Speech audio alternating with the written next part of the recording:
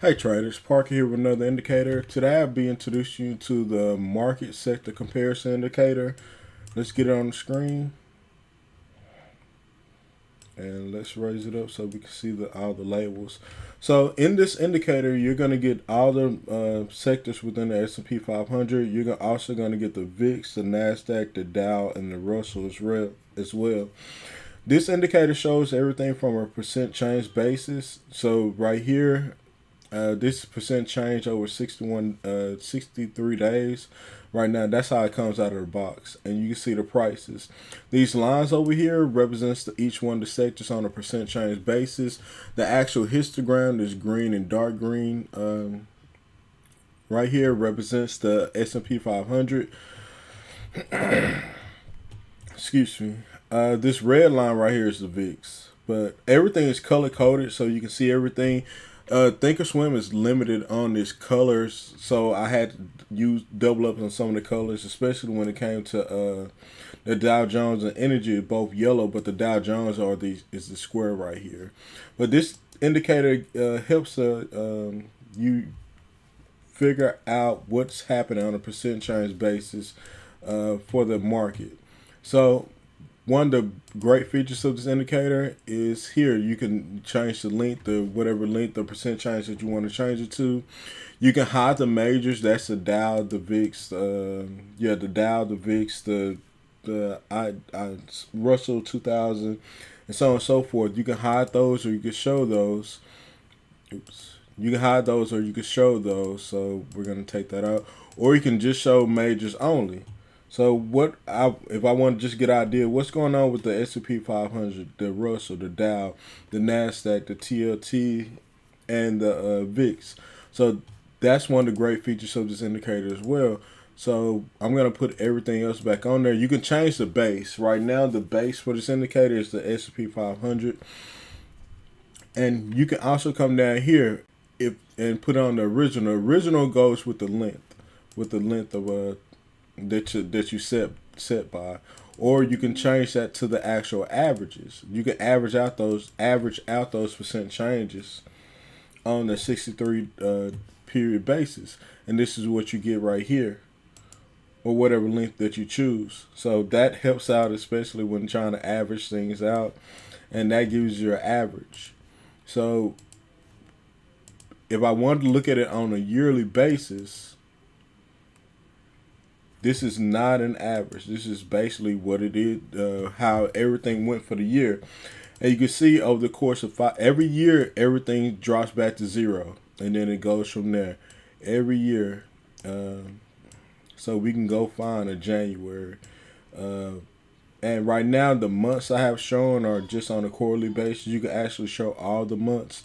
But for the most part, what I want to show you is the year. Every year, everything goes back to zero.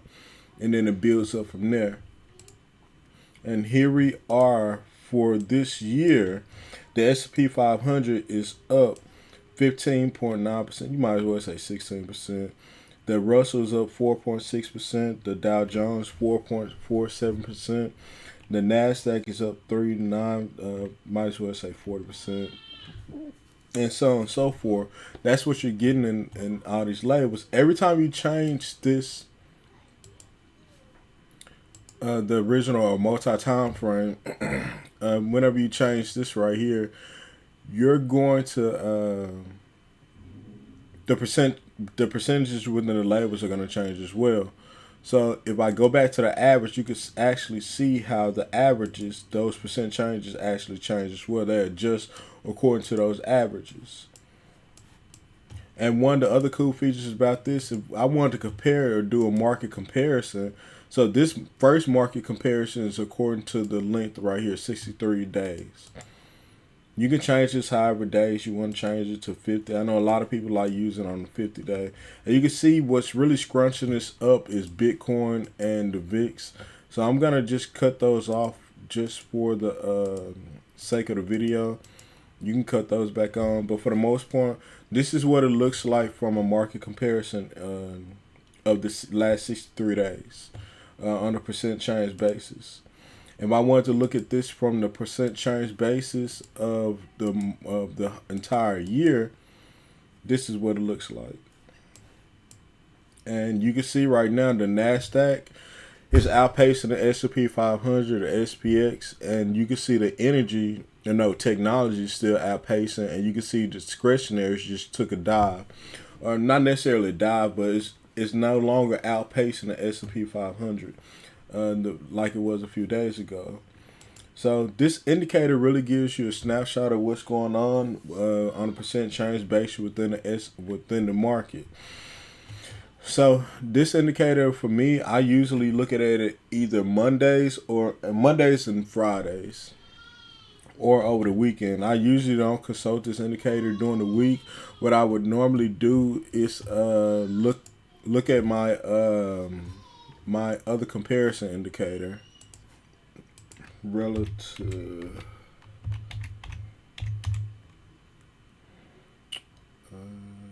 Which one is it?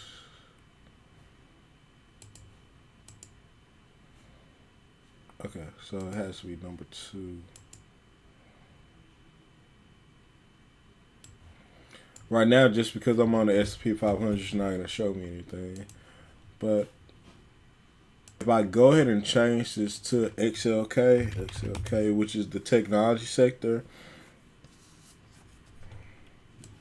this is what I get. I actually gave away a free version of this indicator. The free version,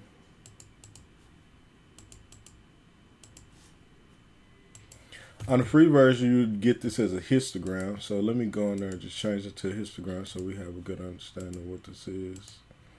Oops. So on the free version, I gave it to you as a histogram, and you can compare any stock compared to the S&P 500. But on the paid version, let me get rid of those right there. You can actually plot those two stocks, or the comparison of those stocks. So the first one is going to be whatever stock you're looking at. The second one is going to be whatever stock you have right here. Right now I have the S&P 500. So the blue line is this current stock, the XLK. It's based on the percent change basis as well. And then you have the S&P 500 is this pink line. So, and the histogram shows you the difference between the two at this time. And you can also use this one and look at it on either lengthwise or a yearly. So this is what it's done for the year. And you can see how XLK is basically outpaced the S&P 500 up until this time period right here. You can see how the XLK is outpacing the S&P 500 for the whole year. And you can see this is the S&P 500 for the market comparison for the year. And the histogram reflects it as well. So we can come back in here and go back to the regular length. And you can see for the most part that XLK has been outpacing the S&P 500 up until this point. When it actually went down below it, and right now it's actually trading below it on the 63-day period average. The actual the market indicator, I wouldn't suggest using this on a lower time frame, but you can definitely use this one on a lower time frame, like I showed you in the last video, for the relative strength comparison percent change indicator. That's essentially what this is, but the paid version actually gives you the other two lines and almost a thermal effect for the histogram. So if I were to push this down to a lower time frame, you can see how this actually just messed up, or really just went crazy or haywire.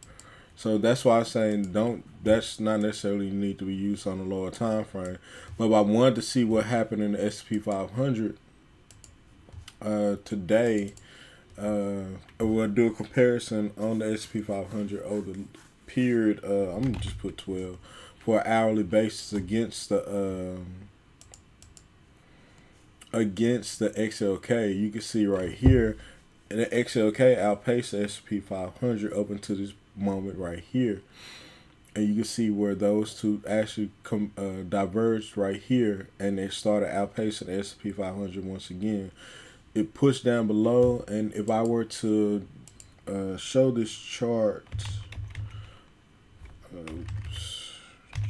comparison here, and I were to, I think this already, yeah, it already has a SPY in there. And just for comparison's sake, let me push this back. And let's get rid of some of those lines that I have on there so we can see things a little bit more clearly.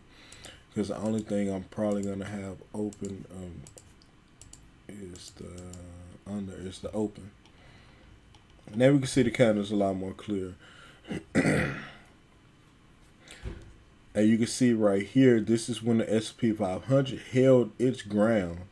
It didn't pull back as much as XLK, but it actually held its ground right there. Especially it came back to its open, pushed back above, and then started pushing from there. XLK started pushing too, and that's what you're seeing also there. Here, there we go. You can see everything pushing right there. And they're both going up until a certain point, and they're both going down until so. But this is a comparison to a relative strength comparison true against the S&P 500, whatever stock you're looking at, and I just wanted to debut them two together, and we can go back up to a higher time frame, and we can actually look at a stock itself. So TSLY, so Tesla, and this is what Tesla. No, that's not Tesla. So.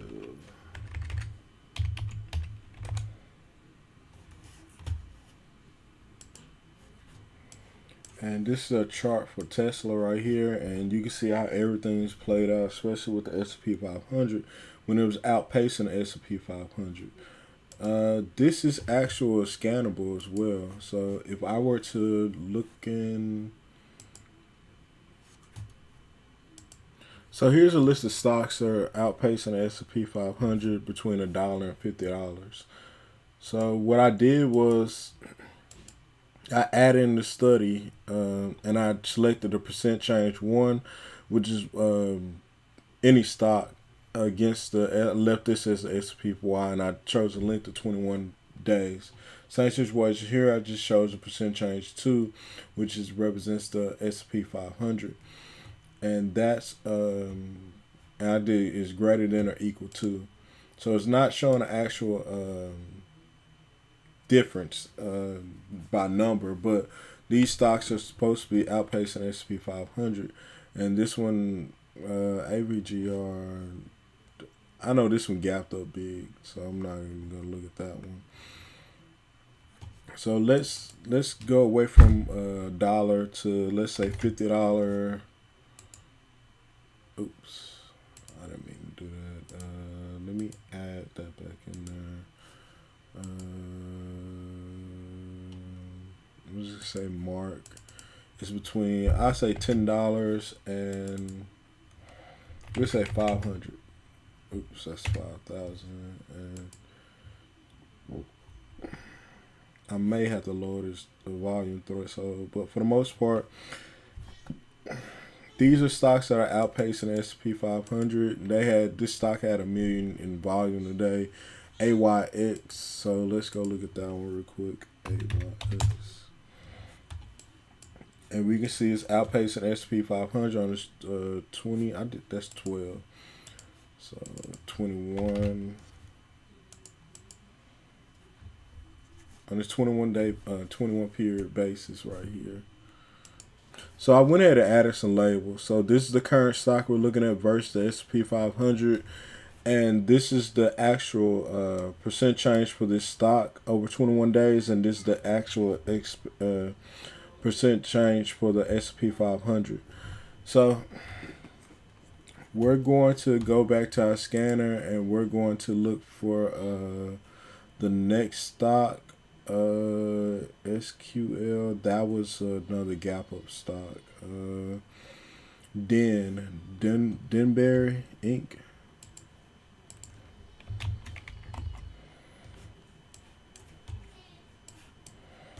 And this is what's going on so far within DIN, and it's been out. Excuse me, pacing SP 500 since August. It's an energy stock, isn't it? Is it an energy stock? Then I don't have the sectors on here. Let's see.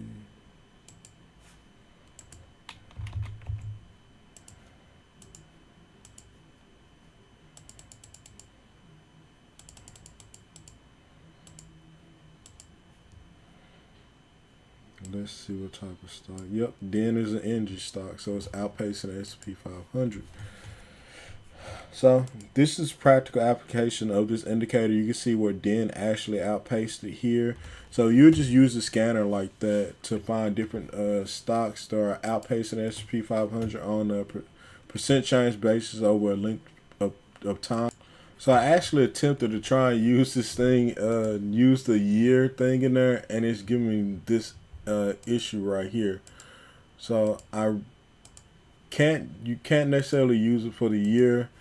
So I changed this back to length and change this one back to length as well. And we'll just change the length to 252 days because that's how many days the stock market is open. So let's look at things that are outpacing the S&P 500 over the course of a year. And let me see what's going on. After a few inquiries, I actually was able to scan for the year, but I wasn't able to do it on actual indicator. I had to go create another scan for it. So with this indicator, you'll get a second indicator, which is going to be the scan. Is it already in there?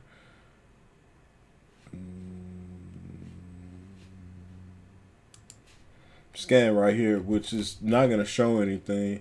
Even if I bring it down, it's not going to show anything. It's just going to be blank, but it's actually the scannable version for this indicator. So I'm going to put it back in the volume, and here I have it. Excuse me. You don't have to set it up the way I did it before. You just have to look at the relative strength indicator. You can actually, and right now I have it set for 21, for the length of 21, and I'm looking for the value of the relative strength to be greater than or equal to 1 within 1 bar. So this will give me anything that's outpacing the S&P 500 on a percentage basis. And I've set this to $20 to $500, and Amazon is one of them. So let's go look at Amazon. I really should have dedicated a video to this indicator by itself, but for the most part, you can see how Amazon is outpacing the S&P 500. The difference is 4.94% on the 21-day basis. Well, that's actually 14.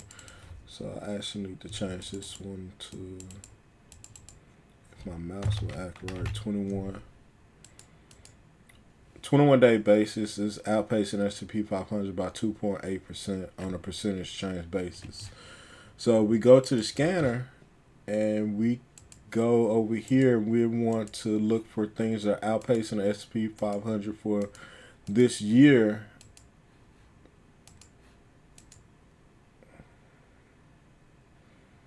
And we have Apple, AMD.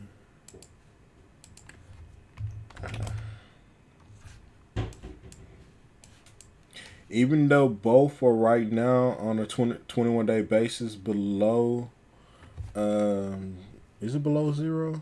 Yeah, Amazon is negative 1.98 on a 21-day basis, and the S&P 500 is above it. So the S&P 500, I just forgot what I said earlier. It's on a yearly basis, so I apologize about that. Oh, so Amazon is actually outpacing the S&P 500 by 42.5% for this year, for the year.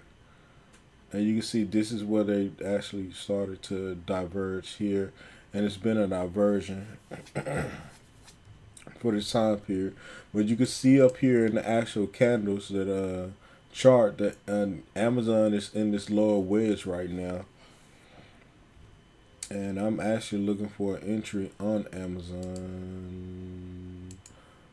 I usually come to my weekly chart and try and find things. So that's what this line app really represents. This candle right here.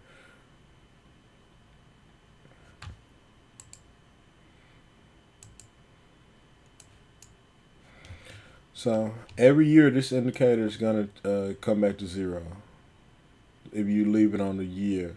But this is basically the end of the video. So you can scan. So if you choose to get this indicator, the relative strength, the paid version of the relative strength indicator, you'll get the scan along with it, and you'll be able to scan for a year anything relative whatever stock that you select within the scanner. So if you want to see if something was outpacing another stock, you just put another stock right here, and you'll change for the year or you'll change for the length, and that's pretty much it. So if you haven't already, please like and subscribe. I want to take the time out to say thank you for taking the time to listen to what I have to say. I hope it's beneficial and helpful, and I wish you the best, and God bless.